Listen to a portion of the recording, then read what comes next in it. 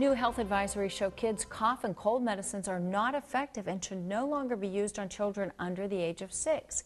Dr. Doug Layton with Iowa Health is here to tell us why, but first, let's just go back to the basics when we talk about colds, because people get colds and flus mixed up. And what exactly is the common cold? Common cold is a virus. It affects the upper respiratory tract. There's actually one of hundreds of viruses that can actually cause it. You catch them from somebody else.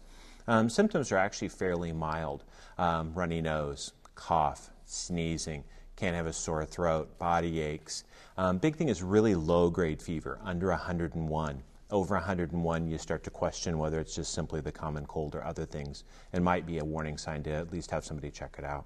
And we've always heard there's not much you can do about a common cold except to wait it out, but there are actually new recommendations about what medicines you give or don't give children. Right, and the big reason for those new recommendations is there are risks to those medications.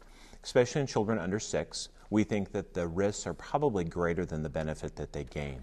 And those are medications that would be antihistamines, cough suppressants, any of the decongestant type medications. So under 6, we usually say don't use them. 6 to 12 is kind of a little more of a gray zone. There are probably some benefit, but there are definitely still some risks.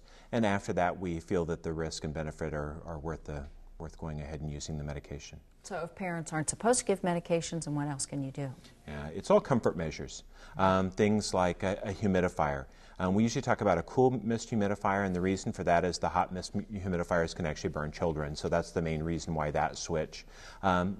Simple saline drops to help to loosen up the mucus in their nose. Bulb suction, the real little ones, teaching good nose blowing techniques in the older kids, and then we can talk about some of the things like Tylenol, ibuprofen, and just rest and fluids.